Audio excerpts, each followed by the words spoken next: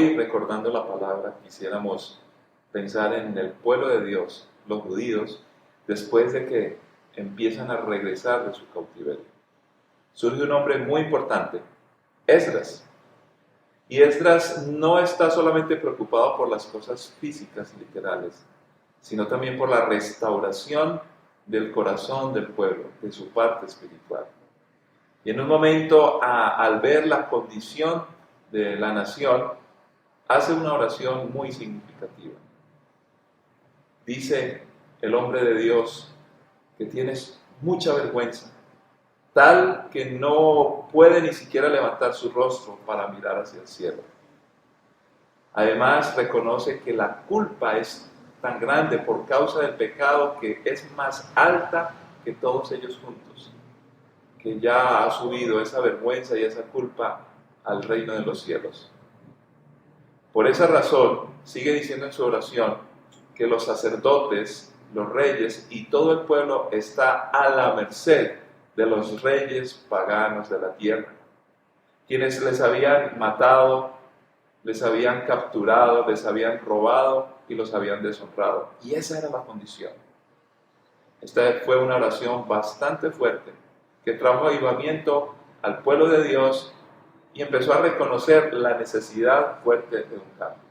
Pero ¿por qué habían llegado a este punto? Sencillamente porque a través de su historia ellos habían recibido influencias de muchos pueblos. La última de ellas, después de salir de Egipto, que fue terrible, era la tierra y las naciones que habían poseído en Canaán. Estas naciones les empezaron a influenciar de muchas maneras y ahora los ídolos de Baal eran supremamente importantes. Lo más impresionante es que se hizo a través de relaciones también, como por ejemplo que los hombres del pueblo de Dios se empezaron a casar con las mujeres de estas tierras paganas. Fue tal la influencia que Dios luego les pide que necesitaban abandonar a sus mujeres y a sus hijos. Surge entonces una pregunta para nosotros hoy. ¿Cómo es posible que Dios pida semejante cosa? Para los que quieren criticar la Biblia o simplemente la quieren estudiar desde el punto de vista intelectual, o los que tienen un prejuicio de lo que es el machismo, el abuso, la esclavitud, y que los poderosos abusan de los débiles, entonces hacen una lectura de la Biblia como si Dios fuera injusto.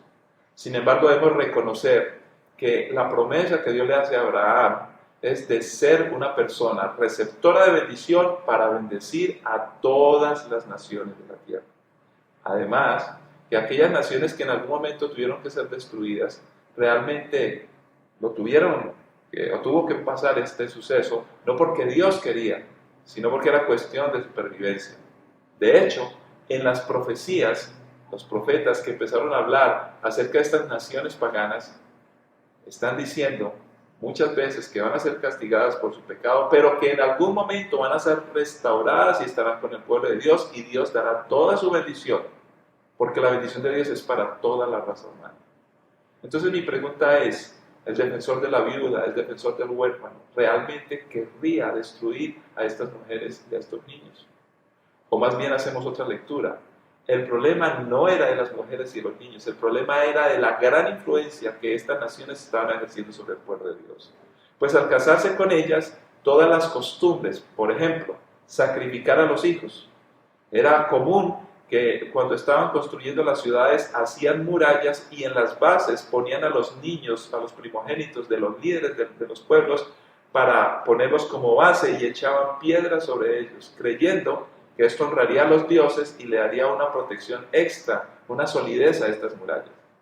Y podríamos empezar a notar un montón de costumbres que irían en detrimento precisamente de los mismos niños y de las mismas mujeres y de las mismas familias que en el futuro serían autodestruidas por sus propios errores.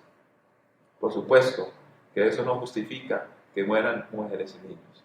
Pero el pueblo de Israel, recordemos, había escogido el sistema que Dios les dijo no hicieran. ¿Cuál sistema? El sistema de los reyes de la tierra. Otro profeta, Samuel, les había advertido: si ustedes hacen lo de las demás naciones en su gobierno, los reyes los explotarán, los matarán, tomarán a sus hijos como esclavos, les cobrarán impuestos, van a sufrir. Esta es la consecuencia. La Biblia no pretende justificar estos actos, Al contrario, los narra para denunciar el triste fin del hombre cuando pierde el sentido de las proporciones, se olvida de Dios y se olvida del prójimo. Esta influencia empezó desde la serpiente, influenciando a Eva, influenciando luego a Eva a su esposo Adán. Ellos dos terminan diciendo, sí Señor, yo comí porque la serpiente. Y Adán dice, sí Señor, yo comí porque la mujer que tú me diste. Realmente ni Adán ni Eva reconocieron su pecado, porque aunque admitieron, puesto que Dios lo sabía todo, que habían comido, le echaron la culpa a otro. Empieza el hombre a proceder de esta manera persistentemente. Luego los pueblos, las naciones, el mismo Egipto, que les enseñó muchas cosas, y si pensamos más adelante, el mismo Canaán, como ya he explicado. Y llegamos a un punto donde todos los seres humanos, no solamente de esa época, sino nosotros, empezamos a preguntarnos si nuestra idea del deber ser proviene de la palabra de Dios, de lo correcto que debe ser la vida, la correcta que debe ser la vida, o simplemente viene de mi pensamiento y mi capricho y los prejuicios bajo los cuales yo he sido formado. El ideal está planteado por el profeta Jeremías, donde le dice, el Señor le dice a este hombre, y por supuesto le dice a su pueblo y nos dice a nosotros, que se conviertan ellos a ti y no tú a ellos. Muchas veces nosotros queremos ayudar a las personas, pero no estamos preparados, y la influencia positiva que quisiéramos dar empieza a ser a la inversa. Ellos nos influencian a nosotros. De hecho, hoy los hijos manipulan y conocen más a los padres, sus horarios y cómo piensan, que los padres a los hijos. La influencia es a la inversa. En esta oración que está haciendo este hombre de Dios, primero reconoce la culpa sin ambajes, sin evasivas. Luego explica que conoce la causa y las consecuencias del pecado. Y por supuesto, una cosa muy curiosa, admite que Dios, a pesar de los errores, ha dado bendición, sugiriéndonos entonces que nunca podemos pensar, porque Dios nos bendice, que nosotros estamos caminando bien. Si Dios nos bendice es por su misericordia y por su amor. Y si queremos caminar bien es porque caminamos bien. No podemos justificar la bendición de Dios para continuar caminando de manera equivocada. Además, reconoce en esta oración penitente que el pueblo de Dios, a pesar de la bendición, volvía a caer siempre en sus mismos errores, manifestando entonces la famosa terquedad. Nos recuerda el libro de Proverbios, que el hombre que reprendido endurece su cerviz, de repente será quebrantado y no habrá medicina para él. De tal manera que entonces llegamos a un punto de conflicto interno. Necesitamos decidir si confesamos, admitiendo o no nuestro pecado. Al llegar a este punto, la nación, y por supuesto todos nosotros, en nuestros errores, debemos de tener un cambio. Y aquí es precisamente la razón por qué tenían que dejar a sus hijos y a sus esposas. Ya expliqué que no era lo que Dios quería, pero sí nos enseña muy brillantemente lo difícil de los cambios de la vida. Cuando cometemos errores, los errores exigen un cambio. Y ese cambio, el tamaño del cambio dependerá del tamaño del error. Aquí vemos que el pecado era muy grande, entonces las consecuencias hacen que los cambios sean drásticos. El joven que está cometiendo asesinato, que está robando, que está consumiendo droga, el hombre que le es infiel a su familia y a su esposa. Cuando quiere corregir esto, necesita grandes cambios y son, por supuesto, muy difíciles. Dios está dispuesto a restaurar, pero solo restaura a aquel que se arrepiente y que está dispuesto a cambiar.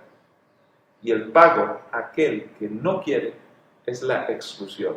Pero no es esa exclusión donde Dios es un Dios malo y nos quiere abandonar como muchos lo quieren hacer ver. No.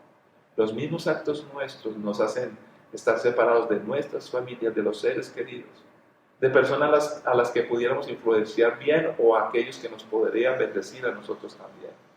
La exclusión es un asunto terrible. ¿Cuántas personas terminan solitarias, cosechando en la vejez los errores que cometieron? Por eso es mejor arrepentirnos. ¿Pero qué es el arrepentimiento? Nos sentimos mal, tenemos remordimiento, empezamos a sufrir un poco y quisiéramos devolver la película para que las cosas vuelvan a ser como antes, pero las relaciones están rotas. Sin embargo, cuando medio lo logramos, en cuestión de una semana o un mes, volvemos otra vez a repetir las cosas como la terquedad propuesta en la historia que acabamos de comentar. Entonces, ¿qué es el arrepentimiento? Primero, el arrepentimiento está ilustrado en la palabra de Dios. La palabra nos indica cómo es el arrepentimiento. Debe ser conforme a Dios, dice. Además, es curioso que el pueblo de Dios, cuando se arrepintió, empezó a tener un énfasis por la vida, un énfasis por el cambio, por ayudar a los demás, se levantaron en ánimo, empezaron a ser proactivos y caminar hacia adelante. Y hoy vemos, el pueblo judío es un pueblo que, aunque muchos lo critiquen, logra grandes cosas. Los premios Nobel, la mayoría de ellos son judíos. ¿Por qué? Viene un ánimo, un avivamiento que proviene del arrepentimiento. Y aclaro que en la misma Biblia el pueblo que más ha sufrido es el pueblo judío. Algunos dicen que Dios lo prefiere. Bueno, sí, pero también los errores los han tenido que pagar muy caros. Y sucede igual con cualquier raza o cualquier ser humano.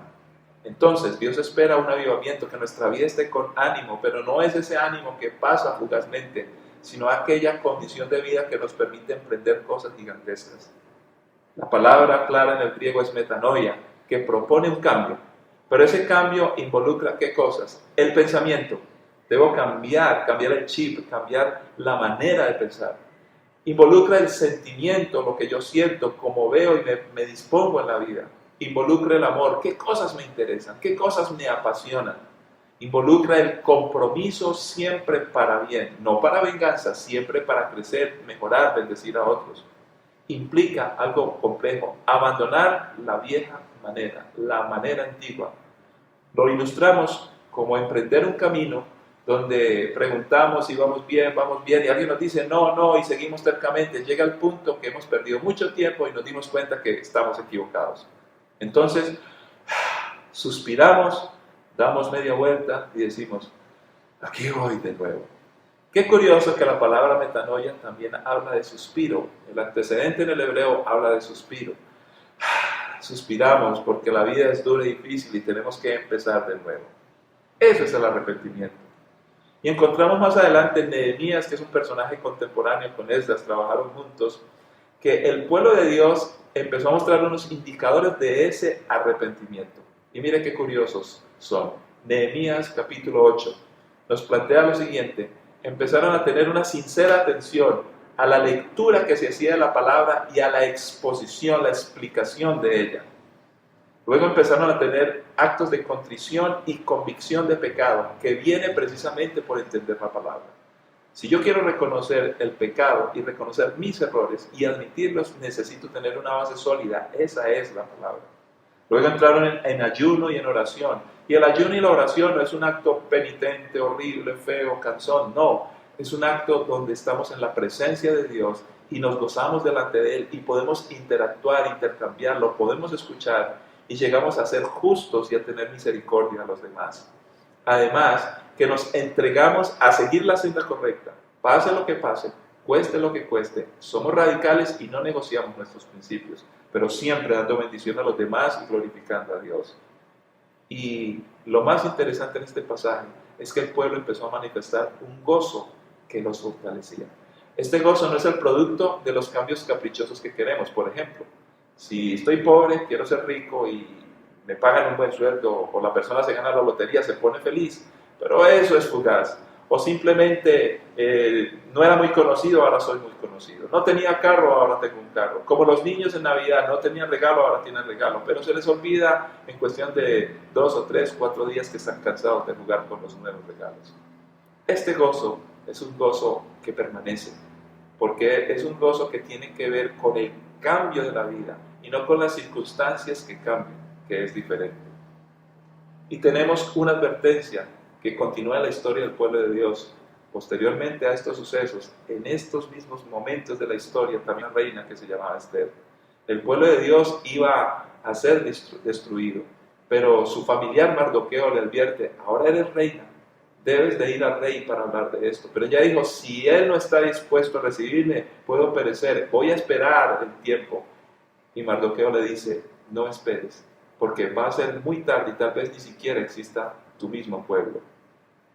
¿Podría ella caer en la falta de misión? ¿Podría ella caer en la falta de compromiso?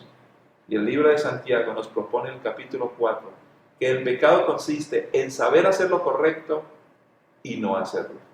Hoy es tiempo de arrepentimiento. Siempre es bueno reconocer la falta, no solamente ante Dios.